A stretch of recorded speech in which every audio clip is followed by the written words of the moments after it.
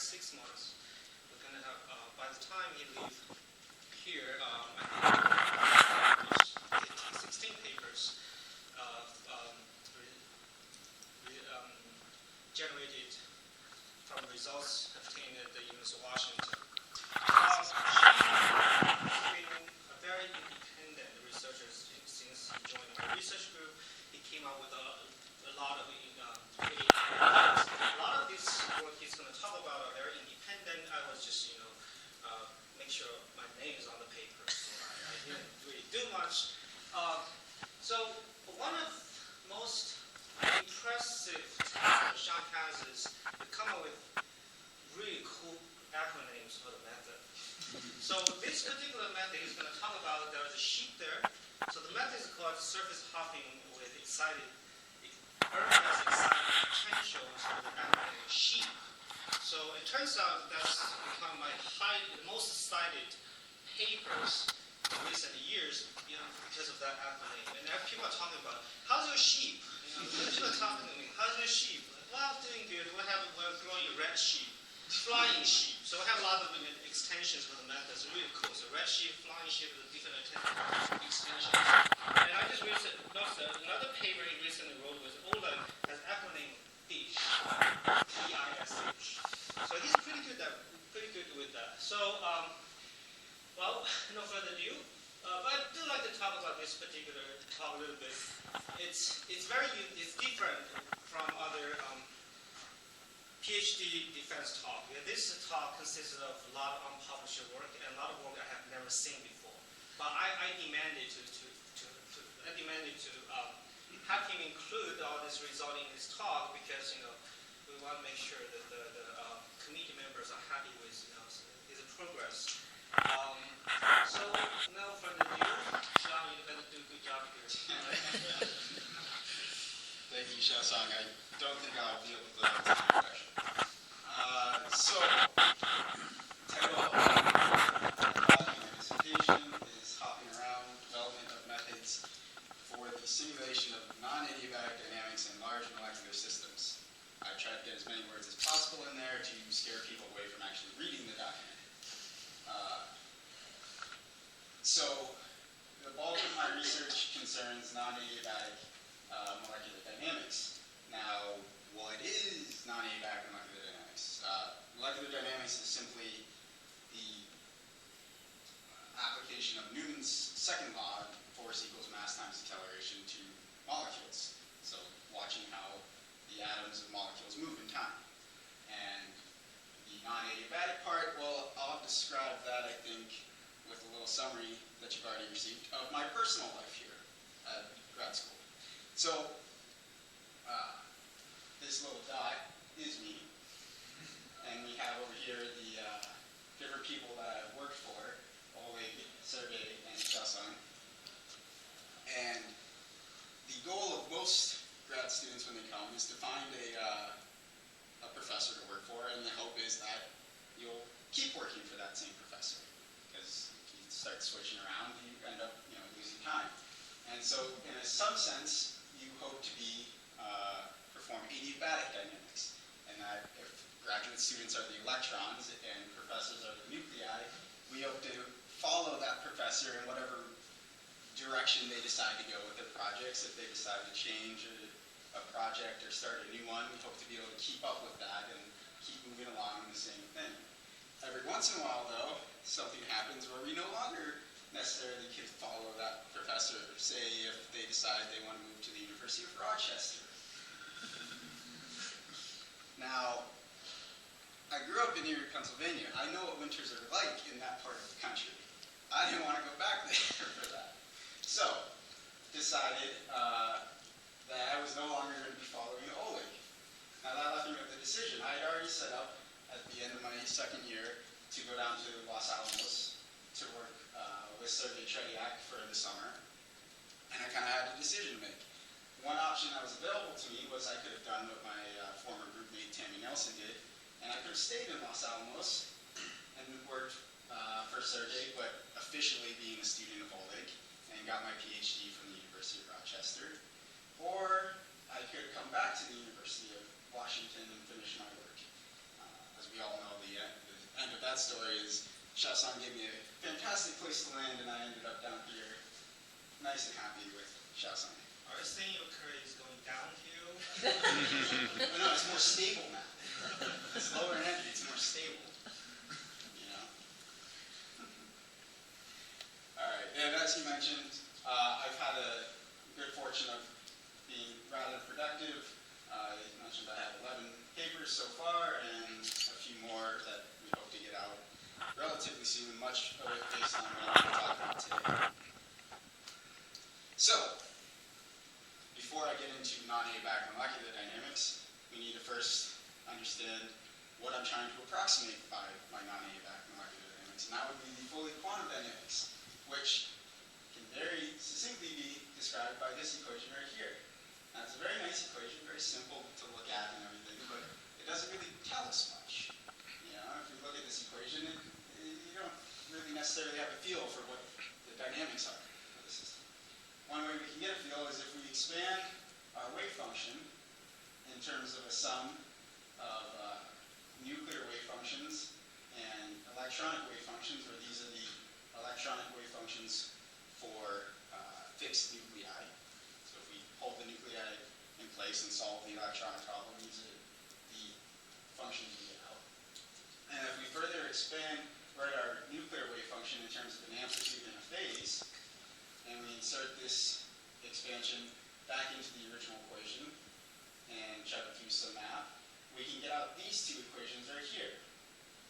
Now, this may look a lot worse than where we started, but something we can learn from these equations is this right here is essentially a Hamilton-Jacobi equation, which is a reformulation, or a different formulation of classical mechanics. So this equation right here is entirely equivalent to Newton's equation. Okay? But then we have this messy equation up here. Okay? Basically what these equations say is that we can look at quantum dynamics. This is fully quantum dynamics, so the nuclei are treated quantum mechanically. We haven't made them classical point particles yet. Is we have motion on each surface, and that motion is coupled through this, essentially this term right here. Okay? So we have a bunch of different, essentially ensembles on each surface that are talking to each other and trading amplitude.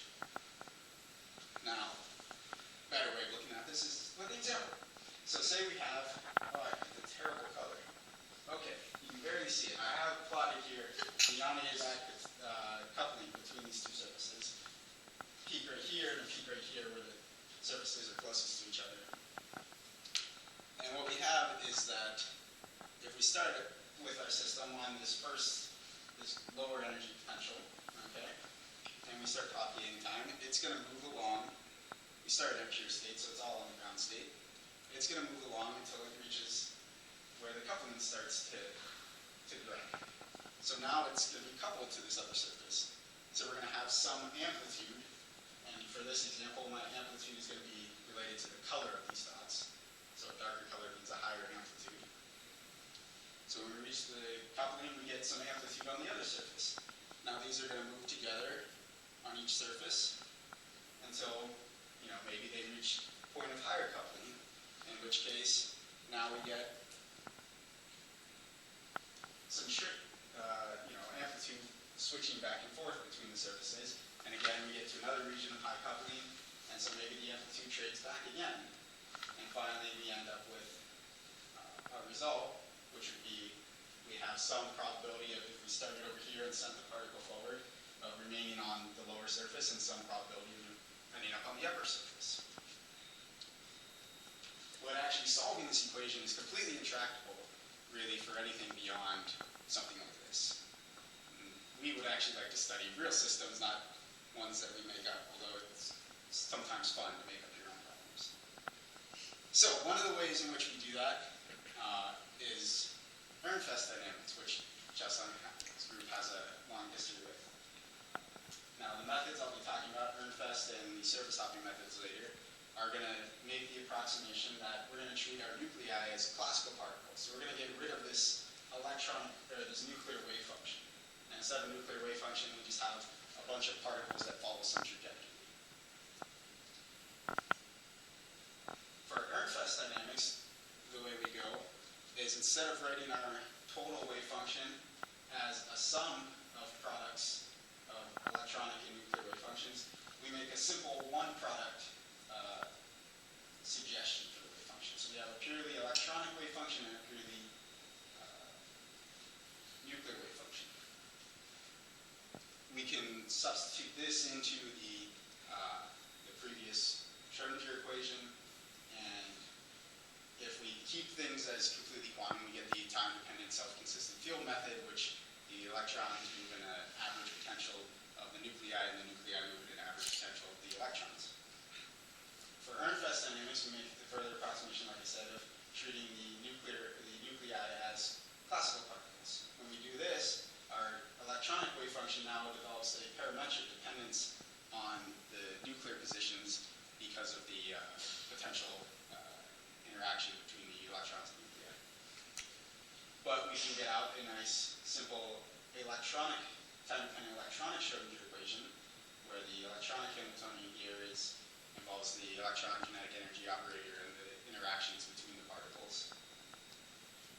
And for the nuclei, we have Newton's equation, with the force and the acceleration of the coordinates. And for Ehrenfest, our force is given as simply the gradient of the expectation value of this Hamiltonian. So it's an average over all the states, all the electronic states. In some sense, we move on the best, we search for the best single potential to move on. And so visually with this same problem, what we end up with if we start our particle here is it moves along, and then as it gets to the region of coupling, it starts traveling on a new potential.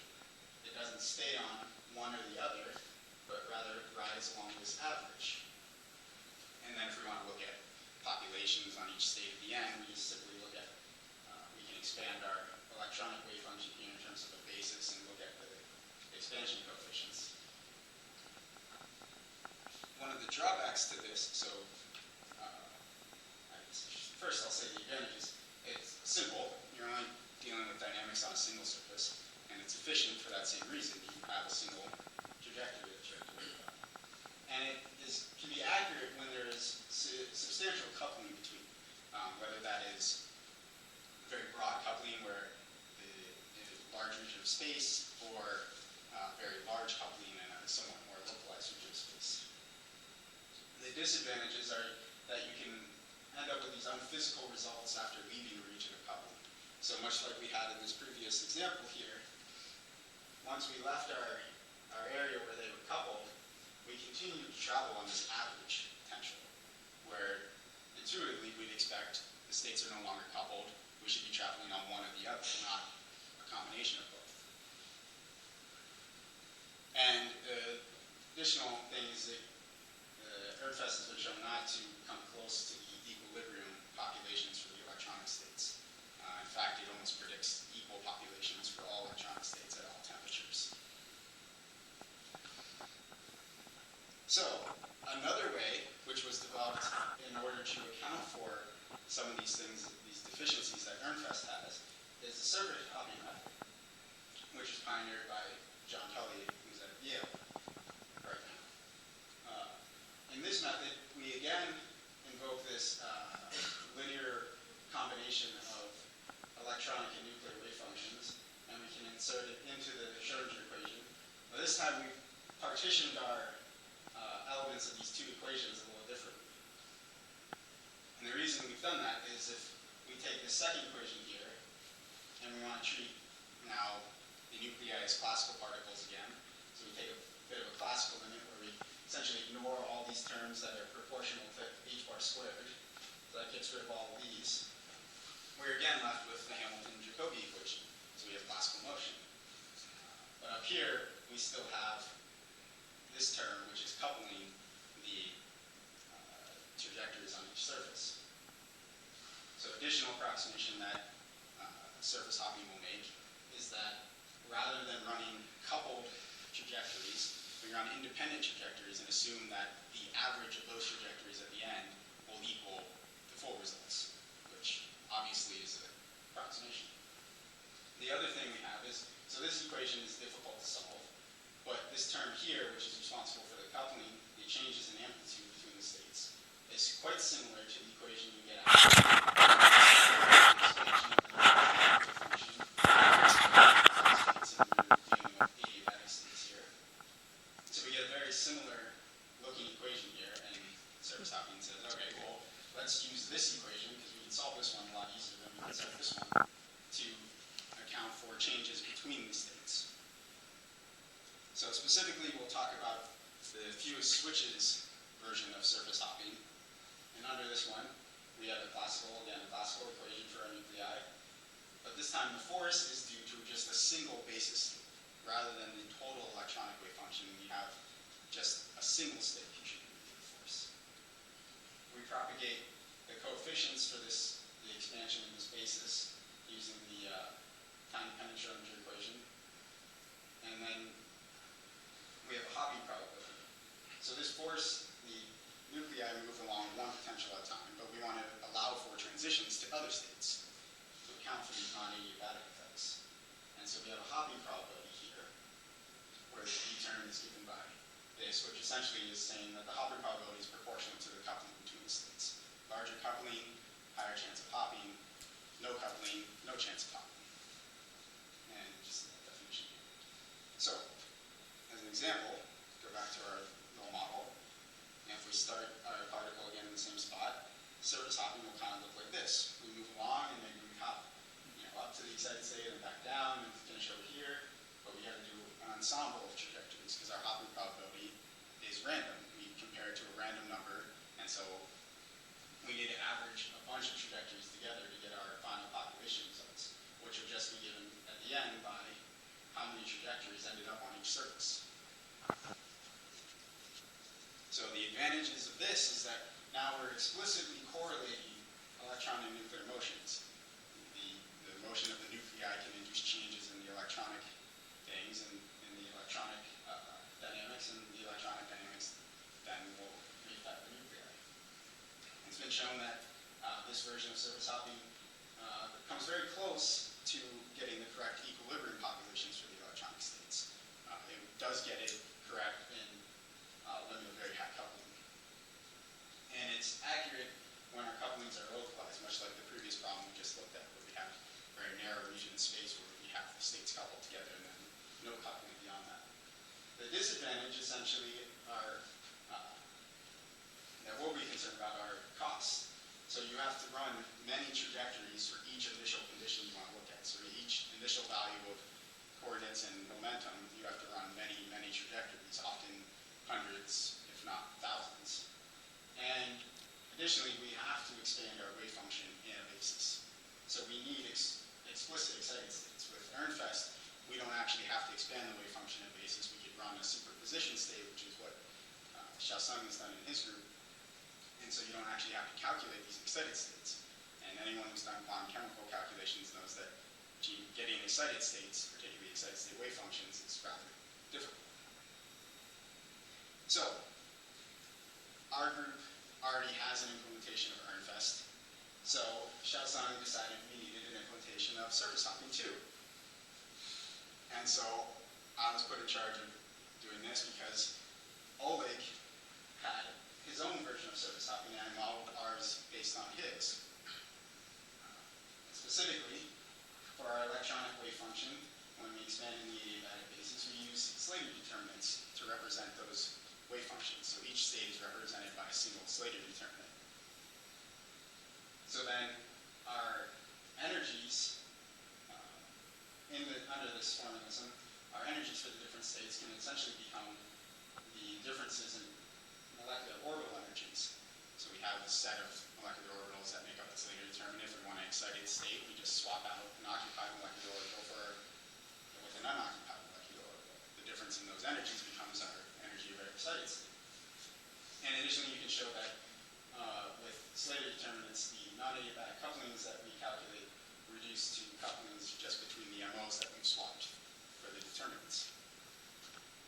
Additionally, in order to bring down some of those costs we just talked about, is we make use of a classical path approximation. Now this says that we're going to use a predetermined nuclear trajectory to find our energies and couplings that we need. And we're going to run a bunch of, essentially sample the electronic dynamics over this predetermined trajectory. And in order to account for the fact that if we were actually running this, we'd have to check for energy conservation anytime we went upward in energy, so went to a higher line state. We want to scale our nuclear velocities in order to conserve total energy. And sometimes we wouldn't have enough energy to do that. We're going to use a Boltzmann factor to scale our coupling probabilities for transitions upward in energy. And this also ensures that we'll go to a reasonable equilibrium state. So obviously I've made several approximations on the previous page, and now I will attempt to convince you that overall for what we're doing, they're not too bad. So first off, with this setup, we only are interested in treating very large systems. So essentially systems you couldn't treat more accurately. And additionally, with large systems, the approximations that we're making tend to be rather valid. Specifically, these cone-sham excitation energies. So we're doing this mostly in density functional theory using cone-sham orbitals.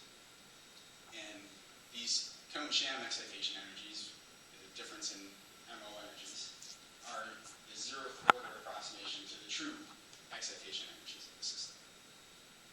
And additionally, it was shown that anytime that these excitations are a good approximation to the true excitations, then the non-adiabatic couplings that we calculated in the same framework will be a good approximation to the actual couplings. So, as a little example, this is some work I did with Oleg. We have a 29-atom silicon quantum dot, and where we have plotted over here this is the ground state energy, and then these are the excitation energies, the energies of the excited state calculated with the cone-sham formalism, and then linear response time-dependent density functional theory. So take these upper ones as essentially the true values. And first thing we can see here is that our classical path approximation, this is a sample of an MD trajectory on the ground state, is fairly reasonable for a system like this because the excited states essentially follow the ground state energy, and everything's essentially parallel, which is what you want if you're doing a classical path approximation. And if we focus in on just the excited states here, what we can see is that for most of the time here, these cone-sham excitations are a very reasonable approximation to the true excitations. There's a few instances where there's deviation, but overall it's not too bad. So for our kind of systems that we're interested in, these approximations tend to be pretty reasonable.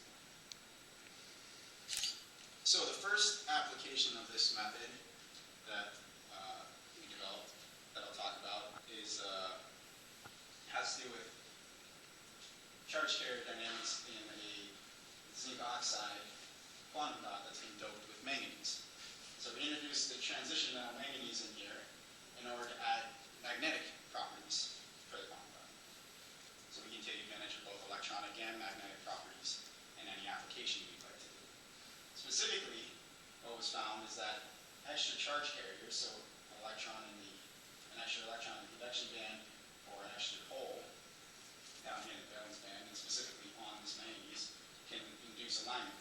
And in our group, we showed previously that if we do an excitation, or what amounts to an excitation from this manganese state into the conduction band, to leave an unoccupied level on these manganese states, we can, the exchange coupling that results favors all the spins being aligned, which is something we'd like to achieve, have ferromagnet.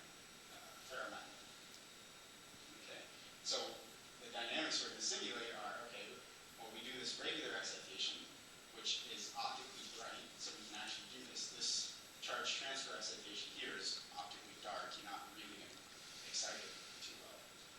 So we're going to do this regular excitation and then look for the relaxation of this hole into the manganese level. Hopefully, this occurs on a fast time scale, and then the subsequent relaxation of this electron back down to the manganese to reproduce the longer time scale, so we have enough time to order the spins. So, some details here. Most of this is kind of standard for our group in studying these quantum dots. We use a super pseudo-hydrogen tapping scheme. I say super here. Pseudo-hydrogens are what we normally use, so we have on the surface to cap the insides on the surface. And they're pseudo-hydrogen because we've adjusted the nuclear charge of the hydrogen to eliminate any states from the band gap. I've made them super because since now I'm doing nuclear dynamics, we weren't trying to model any kind of real ligand here. So we didn't want a bunch of high-frequency vibrations in our system that weren't too physical by having these hydrogen atoms here. So all I did was increase the mass of these hydrogen atoms to either oxygen or zinc, depending on where they were on the surface, in order to get rid of these very high-frequency vibrations. Completely does not affect the electronic structure because nuclear mass does not appear in the electronic equations. So what we did was we first optimized the structure of this system at 0 Kelvin and then brought the temperature of the system up to 300. From there, we then ran 1 picosecond Born Oppenheimer molecular dynamics trajectory, so a trajectory on the ground state, we used the 1 femtosecond time step, which we were able to do now that we got rid of those hydrogen motions, so everything was slower, we could use a bigger time step. This trajectory gave us our energies and couplings that we used to do the electronic dynamics later. For those electronic dynamics, I used a Ramday-Kuda fourth order algorithm to integrate the electronic Schrodinger equation using a 1 attosecond time step. For the population results you're going to see, I averaged together 200 different initial conditions, and we ran 10,000 surface hopping trajectories per initial condition. So the population results you'll see are averaged over 2 million trajectories, which this is only going to be possible with all those approximations I did. So what we have here, oh man, I really did pick a terrible color. Okay, so I'll get to the right in a second. What we have here are plots of what the highest occupied molecular orbital and the lowest unoccupied molecular orbital look like. So right here is our manganese atom, and our HOMO is localized around the manganese atom, okay? While our LUMO is delocalized over the entire dot. And so our transition from HOMO to LUMO is our charge transfer transition. We pull an electron off the manganese and put it in the conduction band at the top. And what this should show you on the other side here is that there are 3 states here that sit within the normal band gap of this zinc oxide material. And these are all charge transfer states. There are a few higher, but they mix a lot with the regular zinc oxide states, so we're not too concerned with them. So it's the population of these states that we're interested in, the population dynamics of these 3 states. So, that's a little better. Okay, so some validation here. On the right is the absorption spectra that I calculated, both for our doped dot and then for reference from undoped zinc oxide. Now this absorption spectra is kind of an ensemble average absorption spectra. It's usually when we calculate an absorption spectra, we give you an excitation at a single geometry. Excitation at a single geometry. This one is averaged over those 200 initial conditions I was talking about. So there are 200 different geometries that contribute to this spectrum, these spectra. And what we can see is, first we'll look at the undoped one. So these ones up here are zinc oxide quantum dots. And specifically this peak up here corresponds to about the same diameter as the dot we have here. And we get, the qualitative features correct. We have this main peak here and then a little dip before it increases again. When we add manganese to the system, what we notice is we get a decrease in the intensity of this peak here, and it also shifts to higher energies. And then this shoulder here develops on the outside. So this shoulder here corresponds to these charge transfer transitions.